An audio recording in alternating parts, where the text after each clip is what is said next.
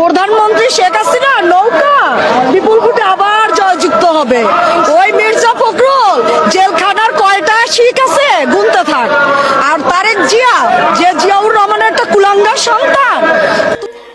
এই মাতারি ঘরে মাতারি খালাম্মা জিয়াউর রহমান অবৈধ মায়ের অবৈধ সন্তান, আর তুই হচ্ছে 1 নম্বর মায়ের 1 নম্বর শয়তান। তুই তো পাট খেতে জন্ম, তুই তো গোয়ালন্দ পতিতলার ঘরের মহিলা রে।